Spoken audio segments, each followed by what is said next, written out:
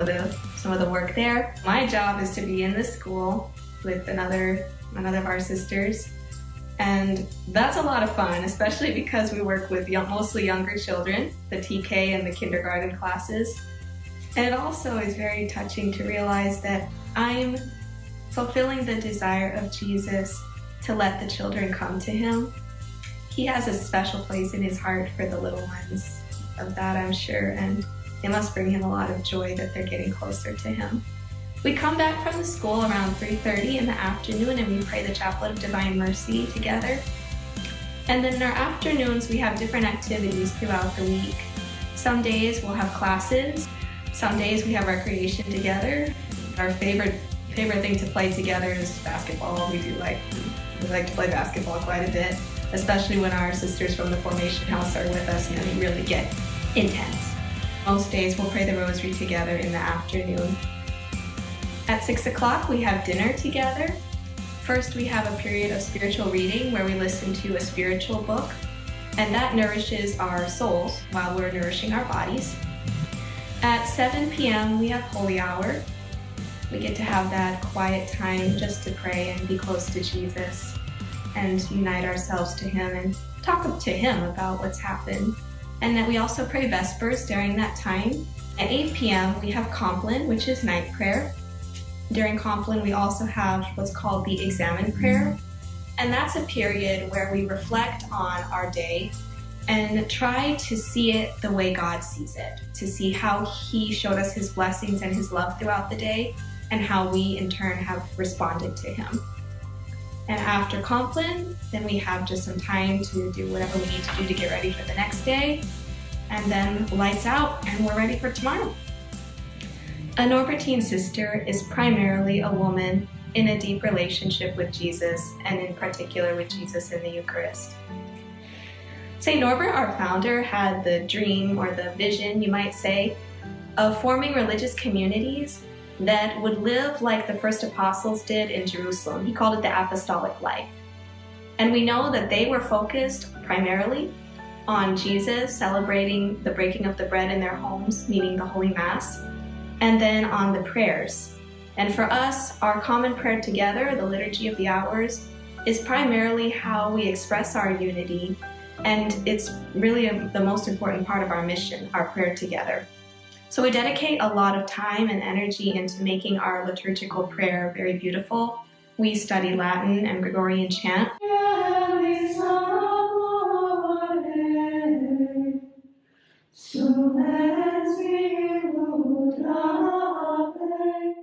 Also, the cross is a very important part of our charism, because the mystery of the Eucharist is always one with the mystery of the cross. We also want to proclaim the joy of the resurrection. And primarily the way we do that is by our witness as one community, the witness of our unity.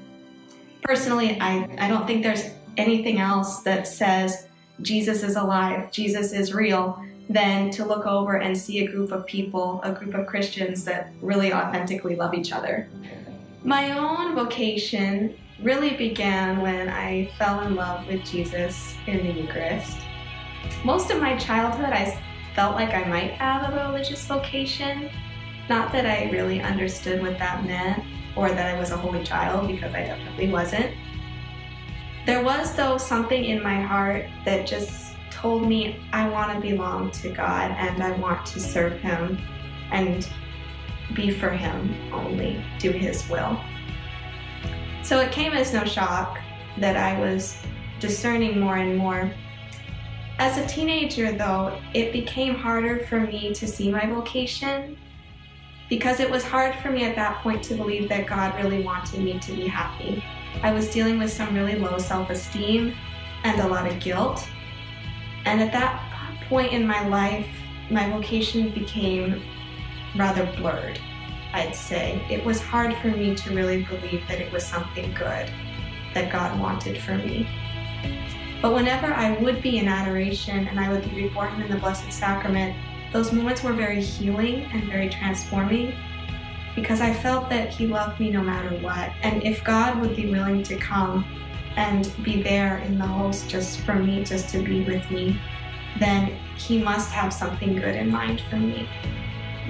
And I remember one particular visit, it was on a First Friday, where I came to adoration and spent an hour and then 2 hours and just stayed with him so long because I felt like I could not get enough of him. I couldn't get enough of being in his presence and just looking at him and knowing that he was looking at me and accepting me as I was. And in that moment of prayer, I really heard him say, "Will you be mine?" In my heart, I heard him say, "Will you be mine?" And just to know that he was healing me brought a lot of healing and joy, deep joy. So I just said yes with all my heart, because how can you say no to that? And God really used the desires that were already in my heart for a Norbertine spirituality and for an apostolic life that guided me exactly to the Norbertine sisters.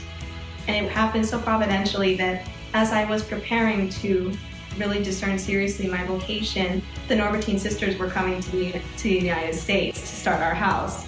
So he kind of just put us together, and when they were ready to accept vocations, I just went. It felt very strongly it was God's will for me and that he created me for this congregation. So I've been a junior now several years, and every day with Jesus is better than the last one.